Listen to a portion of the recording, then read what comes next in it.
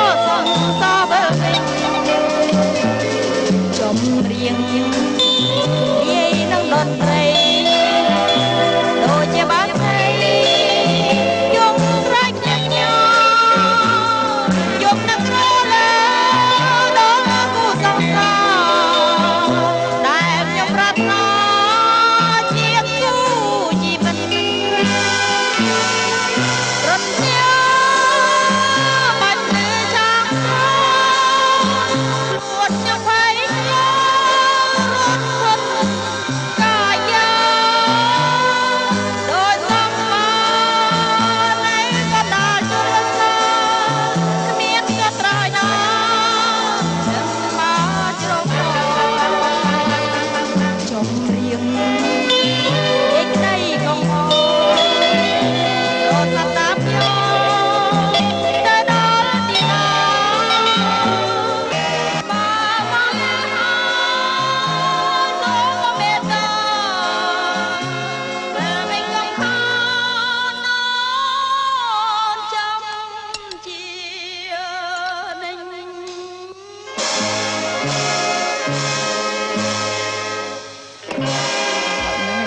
សរសេរទំនុកច្រៀងចា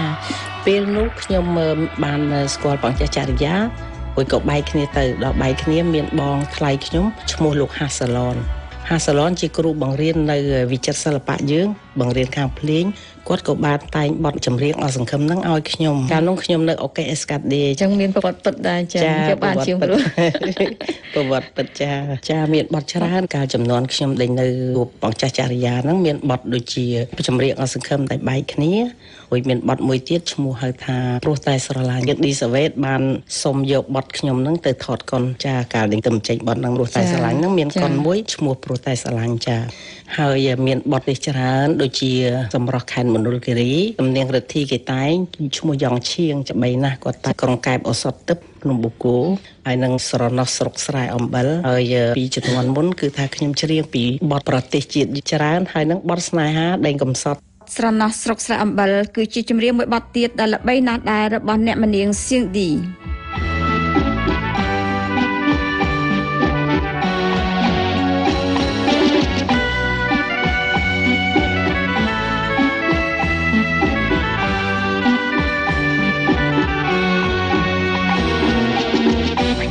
ឃ្លាចាឆ្ងាយពីឆ្នេរកម្មគំពីដ៏ធំធេងលីហើយស្នេហាចិនសំរែងខ្លាចក្រែងមិនបានដូចទីប្រាថ្នាកណ្ដាលជលស័យធំក្រៃពេង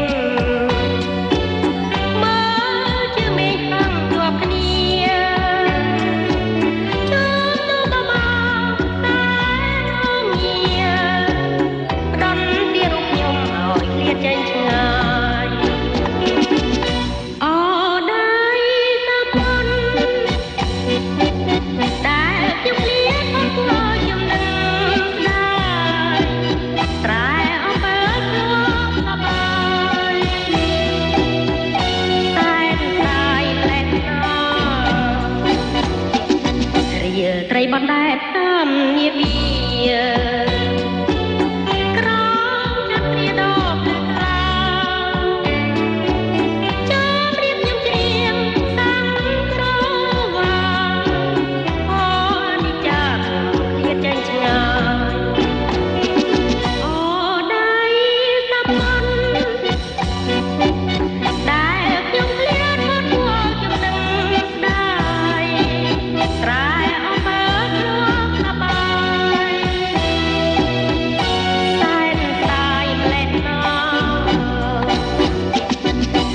ត្រីបណ្ដែតតាមនាវាក្រោមចន្ទ្រាដ៏ភ្លឺថ្លាចាំរៀបខ្ញុំច្រៀងសាំក្រវ៉ាអូនិចាឃ្លាតចេញឆ្ងាយ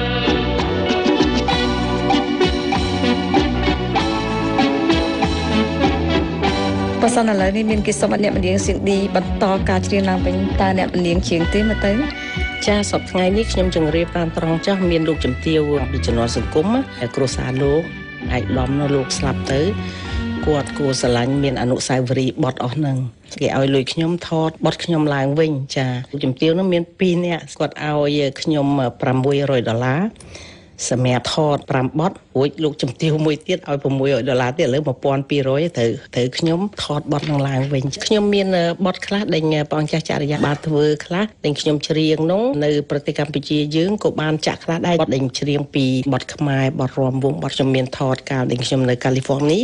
យើងនៅមានចម្រៀងមួយបទទៀតដែលនិពន្ធដោយលោកយ៉ងឈៀងហៅសំនៀងរិទ្ធីដែលអ្នកម្នាងសៀងឌីបកស្រាយបានយ៉ាងពិរោះដែលនោះមានចំណងជើងថាសួនកំសត់ការរយចាក់ត្រួយចាក់មែកអំពិលអំពែកយំសួរចង្គៀងស្លឹកឈើបាត់គ្នាคล้ายជាចម្រៀងបញ្ឆិតបញ្ឈៀងផ្ដោះផ្ដងស្នេហាក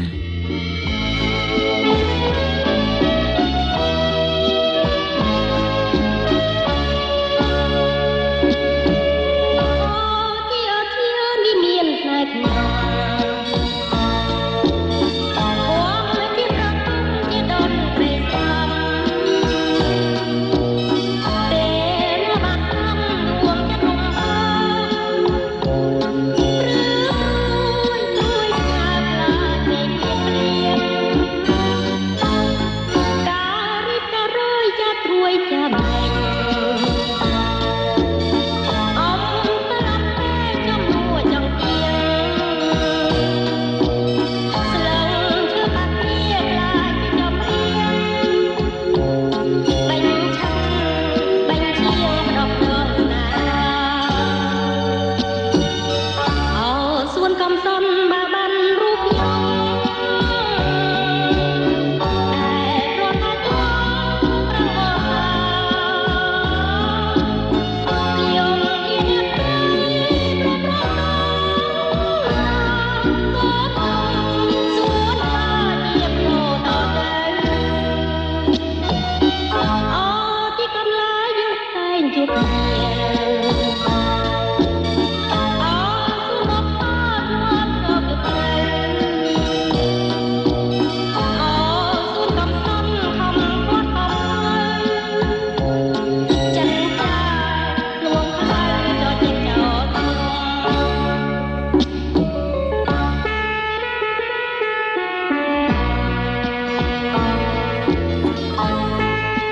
សប្តាហ៍ថ្ងៃនេះអ្នកមនាងស៊ីសវ័តសៀងឌីមានឋានៈជាទីប្រឹក្សាអគ្គរដ្ឋទូតជាសមាជិកព្រះរាជលេខាធិការដ្ឋានសម្ដេចព្រះរាជអគ្គមហេសីមុនីនាថសីហនុ